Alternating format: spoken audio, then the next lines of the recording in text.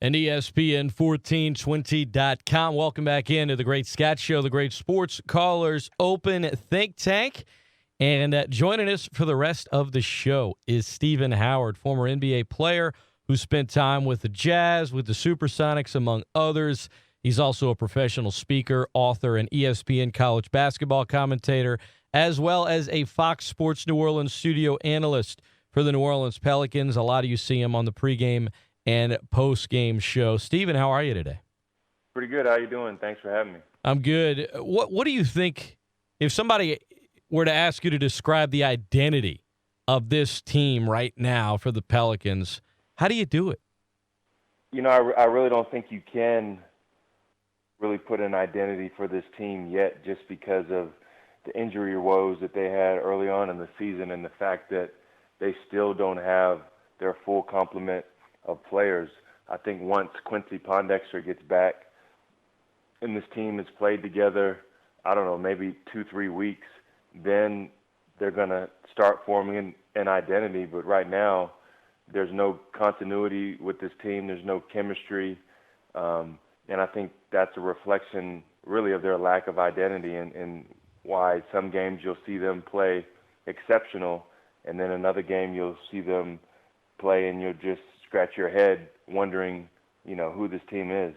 So you feel like the inconsistency, which at this point I guess is kind of the identity of this team, to me, certainly it's not what they want it to be, and they want to establish it to be something else, but you feel like that's more of guys just not being on the same page because they haven't played together in a new system than it is personnel fit. Absolutely, because, this is basically the same team that made that late run last year get into the playoffs. And normally with one more year under your belt with the same team, you're going to build upon that. And you look at the good teams historically in the NBA, like your San Antonio Spurs, they don't make wholesale changes during the offseason, and they just add little pieces to tinker with their roster. And so you bring in a new coach that has a whole different offensive and defensive philosophy. It's going to take that team time to gel, especially when you have a team that's so young with its nucleus. And so you add to that having 6 players injured to start the season, and really most importantly for one of those players to be your really 2 of those players to be your starting point guards. You never want to complain about injuries, but those are 2 injuries right there that you just can't have. You just go to football and your starting and your backup quarterback is injured. There's not too many teams that are going to be even thinking about playoffs with that. So yeah, I think the injuries in the new system and the new coach, that's really the biggest culprit when you look at the record the record of the team. Now, I think despite that record, something that's really inexcusable that you see sometimes with this team, and you even hear Anthony Davis echoing it after last night's loss, is just the lack of effort for this team. So just because you have injured players, it shouldn't reflect the effort that the players on the court have. And, you look at this Orlando Magic team that we lost to last night, that's a team talent-wise that isn't on par with the New Orleans Pelicans, but their identity from the beginning with their new coach was just to play hard. So I don't think there's just one thing that you can put on it, but I think the unfortunate thing about this season is just the lack of the ability to consistently play hard. And I think part of that has to do with the injuries and maybe Anthony Davis trying to figure out his new leadership role amongst the team. But I do think this is a team that, if healthy, could be one of the better teams in the NBA. Stephen Howard is our guest, the New Orleans Pelicans studio analyst, former NBA player himself. Back to last night's game for a moment, Stephen. Gentry pulled all his starters out in the third quarter when Orlando began it on an 8-2 run. You mentioned the thing that's not excusable. Do you think that Alvin is as puzzled as the rest of us when it comes to, lethargic spirit one night and then nonstop intensity the next? Absolutely. I mean, if he wasn't, I'm sure he would have rectified it by now. But there's really no rhyme or reason for that. And that's one thing that a coach can't coach, and that's effort. A coach can't get you to play hard. That has to be an individual thing, a team thing. Now, one thing a coach can do is implement a culture, but that's where, again, we go back to the injury woes of this team. I mean, you look at the guys that were playing from the beginning up until now, you have a lot of guys that were logging and really are logging significant minutes that were guys that weren't thought to be contributors really for this team, mainly just, bench guys, locker room guys. And so it's really hard to implement that culture when you have the guys that are supposed to be the leaders basically just on the sidelines cheering you on. So, yeah, I don't think anybody knows why there's some games when the Pelicans come out and they just are on fire, and then there's other nights when they just look like they'd rather be anywhere but on the court. ESPN1420, ESPN1420.com. It's the Great Scott Show, and Stephen Howard is our guest right now. Stephen, I in analyzing this team quite a bit, one thing that I told a lot of the listeners, and it's only my opinion, before the season started was based on the injuries, based on the schedule, based on learning a new system, it's going to be a rough 2 months to begin the season. But I think when January hits, when 2016 hits, you'll kind of see this team start to turn the page because of the inconsistency. And for me, because of some personnel questions I have, I'm not backing off of it quite yet, but I'm not feeling as confident about it because I look at Tyreke and look, fans get on him a lot, and I've defended Tyreke a lot, especially under Monty Williams. But, man, Stephen, I look at this offense and what Gentry wants to run, and I get that Tyreke's still learning this offense, but when you come out of a timeout and you're still not running the right play, I have questions about him fitting into the kind of system that Gentry wants to run based on, what he implemented in Phoenix, what he implemented. Well, he didn't implement it with the Clippers. It was kind of already there, but kind of some of the similarities you see in L.A. and Golden State the last 2 seasons when he was an assistant for the Clippers and then the Warriors. I have questions about his fit, and for that matter, Ashik as well, and another guy I've defended a lot. And it's not that I think either guy is a bad basketball player, but I do have questions as to their fit in this offense. Do you think it's just a matter of time, or do you think, this is just a square peg in a round hole issue? Well, as far as Ashik is concerned, you got to remember when Ashik played in Houston, they played a very up-tempo style game as well. So I do believe he can play in an up-tempo system. He's just not back into his into mid-season form yet. I think 2 games ago he had a very good game, and you're seeing signs of the old Ashik, but it's taken him a while to get back into shape and really get back his confidence. As far as Tyreke is concerned, I mean, I'm not going to defend him coming out of timeout and not knowing the play. I mean, for a point guard, that's really inexcusable because your point guard has to know all 5 positions, and I think that was just a mental lapse for him where he just zoned out or something and, wasn't fully locked in, which, if you think about it at the end of the game, you wonder how, but hey, that happens to everybody. But the other, I think, bigger question with Tyreke is, they're wanting a system where the ball is more free-flowing, where there's nobody that's kind of ball-dominant, and Tyreke is a ball-dominant type of a player, and he's a guy that creates with the ball in his hand, kind of going back to like a Steve Nash or even like a James Harden, and that right there is not a fit for what Gentry wants to do. Right. So it really just depends on whether or not Tyreke can adjust his game to fit into the new style. And I don't know. I mean, you look at what they asked Tyreke to do last year coming off the bench, and at times he was effective, and at times he wasn't. And you look at the truly great players in this game. It's not the physical attributes that they have that makes them great. It's the mental attributes. And mentally, it just remains to be seen if Tyreke can be that guy to kind of adjust his game to fit what Coach Alvin Gentry wants to have for the offense. And if he can, I think it will work.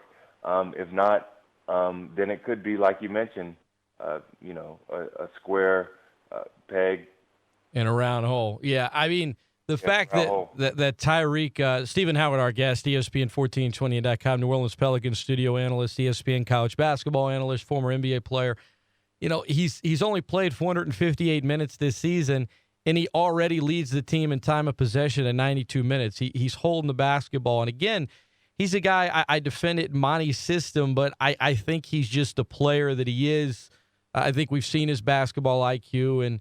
And granted, I hope I'm wrong, but I won't be surprised if there's a move made, a trade made at some point. And I also hope I'm right, Stephen, in my prediction about this team finally gelling in January. And I think to do that, they might have to make a couple of moves. But I'm looking at the Pelicans' schedule so far this year. It's been tough.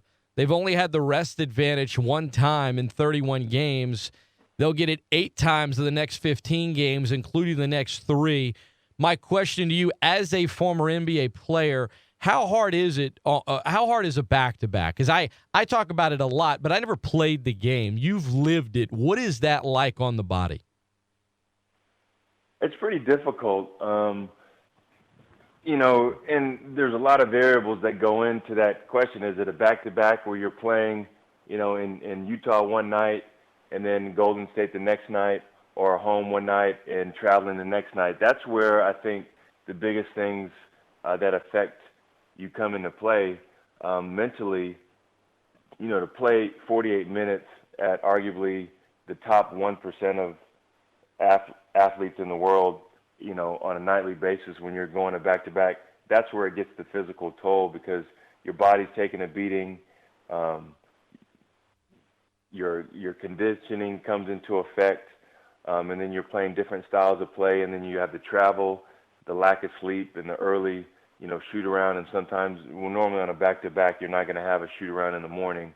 It's very difficult. And then you get the grind of the season when you're 50 games in and you're on that back-to-back on a long road trip. And that's where you have to be that mentally tough. And normally the veteran teams really understand what it is you have to do. You're in Miami, so the guys go out to the club the night before, and that's where you get the maturity of a team, where you have those veterans that, you can go have some fun, but you got to make sure you get your rest. And so that's where I don't know what's going on with teams. When I played with the Utah Jazz, when we were in the finals, guys knew what to do. They were on a mission. We wanted to win an NBA championship. We had the best record in the NBA, and guys took care of their bodies. Guys, didn't get crazy on the road. And so, that goes into the culture of the team. But that right there is more of a player's instituted culture rather than a coach. A coach can say, hey, we want you to do this, but, players police the team as well. And I think when you have the strong leadership amongst the team, of guys that can step up and do that, that's where you're going to see the benefits. So, back-to-backs are tough, but there are things that can mitigate that positively or negatively. And I think with this young team, that's why you see a lot of inconsistencies on the road, because, it's new to a lot of them. And AD himself is inconsistent on the road at times. And, you wonder, how he's acclimating to that as well. Stephen Howard, our guest. 2 more for you, Stephen. We appreciate the time. The schedule's going to lighten up a little bit. They'll have the rest advantage a little bit more in the next 15 games. So can this team make a run and get involved in the postseason picture? I believe they can. It's not going to be easy, but, the West is not as clearly defined as it has been in years past. You have teams that are still struggling, like the Pelicans, to find their identity. The East is much improved. And so, there's going to be a little bit of wiggle room. And I do believe, like you said, that this is a team that can go on some extended runs. But they're going to have to first figure out the puzzle of winning on the road. And they're going to have to put some 9 wins and 3-loss runs together, 8 and 9 wins, those type of runs together in order to do that. I think it's possible, and I think once Coupon gets back, that's going to help a lot because the lineup will get some consistency and some continuity. Norris Cole showed flashes last night of where he was last season, so guys are getting there. But you got to have your full team, and yeah, you got to. Injuries are part of the equation when it comes to winning in the NBA. But I think once that happens, they'll be able to do that.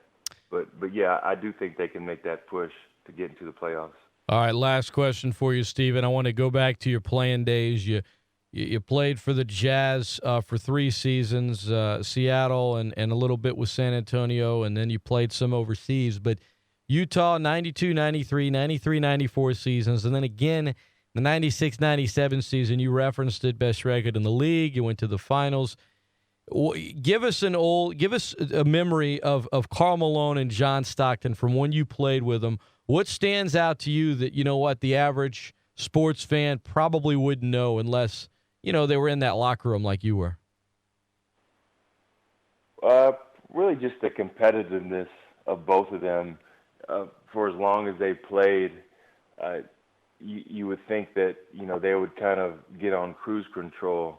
But I remember practices, with John Stockton where, this is the guy, arguably one of the best point guards ever to play the game. And, he's getting into it and getting into fights with his backup just because he's competing. It wasn't anything malicious. But the funniest, one thing about Stockton, though, that I remember the most is he was fiercely competitive, and this goes into the season and that kind of trickle-down effect.